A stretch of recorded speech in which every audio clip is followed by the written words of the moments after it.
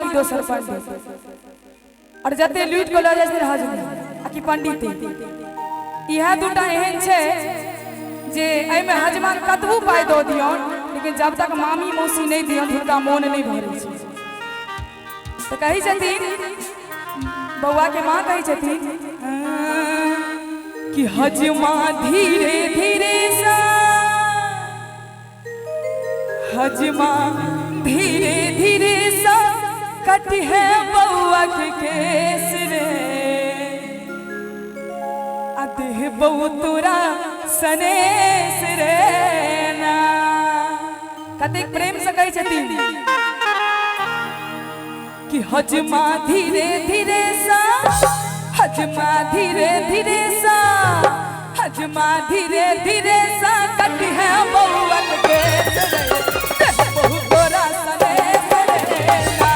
हजमा धीरे धीरे सा कट है बउआ के केस रे बहु तोरा सनेस रे ना।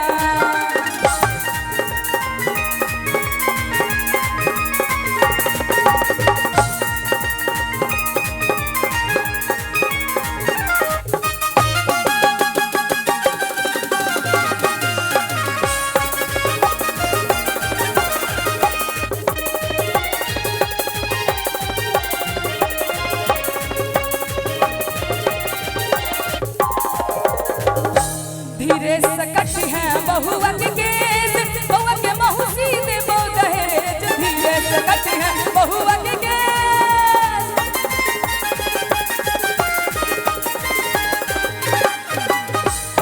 धीरे सकट है बहुआ के केस बहुआ के मौसी दे बो दहेज धीरे सकट है बहुआ के केस बहुआ के मौसी दे बो दहेज तोहरा धोती गुरदा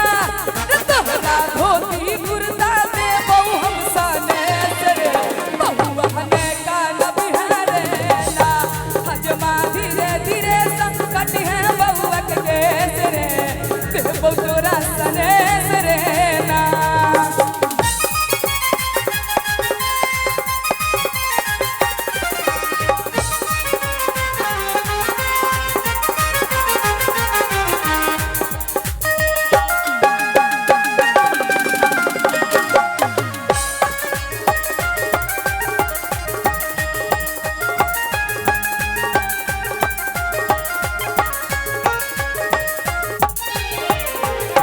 बहुआ के मामी दे दो निछाड़ दे दो डाला पड़गी चोर बहुआ के मामी दे दो निछाड़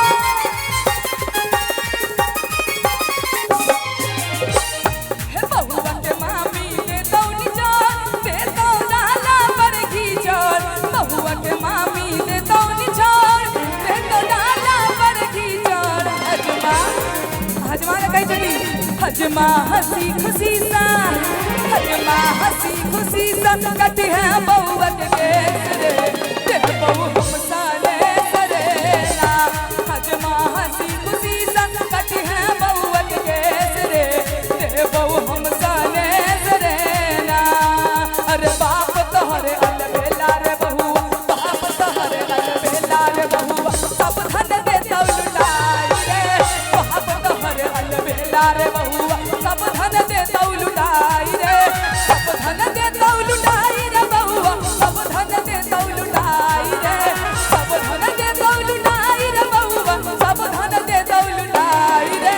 बाप तोहरे अलबेला रे बहुआ बाप तोहरे अलबेला रे बहुआ सब धन दे तौ लुटाई रे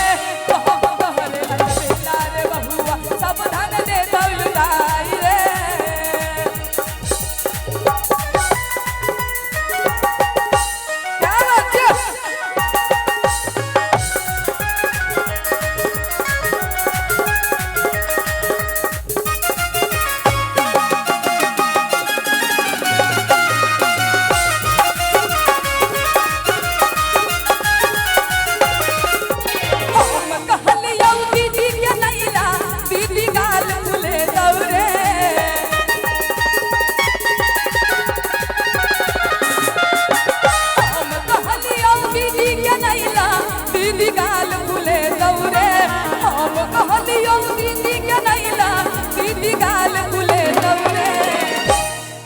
दीदी के बदला किनका नवाज छे कि सबसे बढ़िया मौसी के अड्डा सबसे बढ़िया मौसी के अड्डा मौसी नाच गई रे बाबा कहले अलबेला रे बहुआ सब धन दे दौलुटाई रे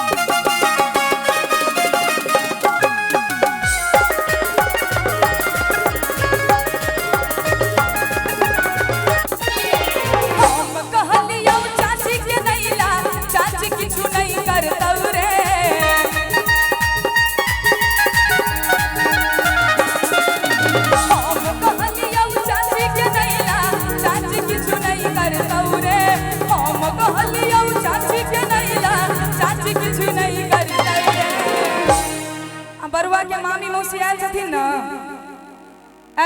मामी मौसी से न बैसल छथिन न कि हम कहलियो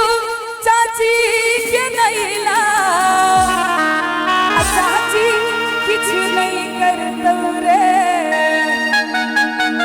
अब लगे ये बउआ के मामी खुश हो जथि न कि सबसे बढ़िया बउआ के अइनता सबसे बढ़िया मामी के अइनता मामी काज करतौ रे बाप कहर अलबेला रे बहुआ सब धन दे दौलुटाई रे बाप कहर अलबेला रे बहुआ सब धन दे दौलुटाई रे सब धन